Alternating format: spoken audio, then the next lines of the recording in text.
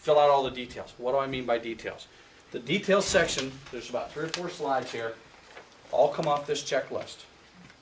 So what I'm going to talk about here is all off of here.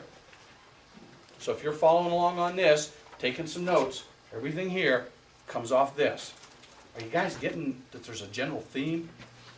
This is important. It makes your life a lot easier. Okay, pictures beforehand.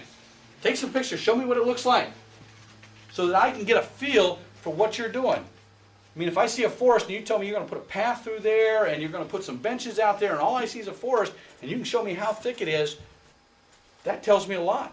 It tells me you're going to have to do some work to get out there. Or you're going to make a flower bed where there's no flower bed to start with. That tells me something. That tells me you got a lot of work to do. I can envision what you're envisioning. Tell me how you're going to carry it out. How are you going to break down the work? It's going to take 4 days to do it. On day 1, we're going to do this. And I'm going to need about 15 scouts to do it. On day 2, I'm going to do this. And I said scouts, but I actually mean people, because they don't have to all be scouts. That question was asked earlier. How am I going to do it? Teams and team leaders. How's your troop set up? What do we have in a troop? Patrols. Why do we have patrols?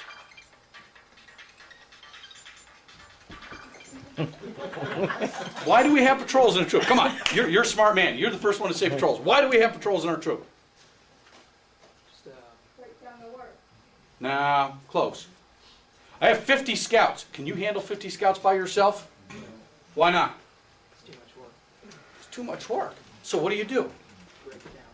How? I separate them. And into patrols of 6 or 8 or 10 scouts, right? Can you handle 6 or 8 or 10? Yes. Yeah. Same thing with your work. I got to work from here to the far end of the building. That's the area I have to cover. I can't cover all of it at one time. So if I put a group working here, a group working here, and a group working over here, and I put a leader in charge of each one of those groups, a lot more work can get done. I don't have to control 40 kids working, 40 kids and adults. The adults are worse than the kids, you all know that. I don't have to control the 40 kids and adults. I only have to control 4. Those 4 each control 9 other guys. And they make it happen. And they help me with my leadership project. And if I'm leading leaders and they're leading scouts, am I showing leadership? Just like being a senior patrol leader in the troop. It's the same concept. Daily work plans, discussion of how you're going to show leadership. Tell me, how are you going to show leadership? Don't just say, I'm going to do this. We're going to make this path.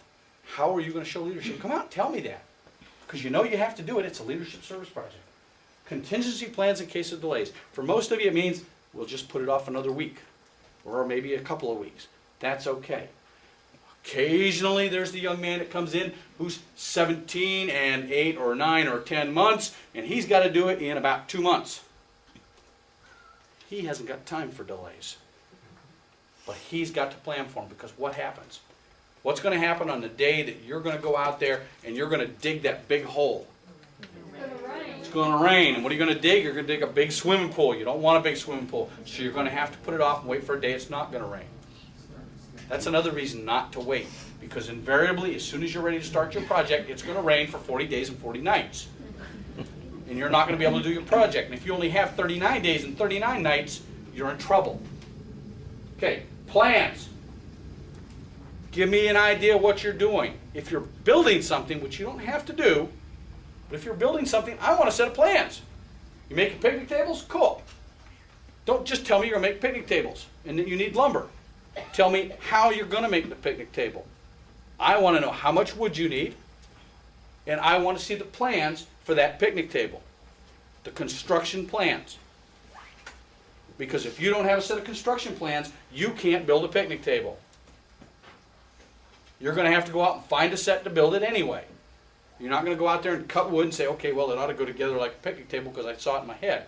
It doesn't work that way. So if you need a set of plans for whatever you're building, I want to see them. This is for your benefit. You'll do what? Why is it for my benefit that I got to provide you something? Okay? They can be hand-drawn.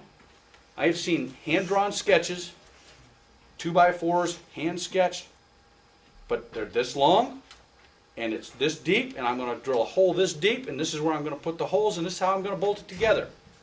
That's cool.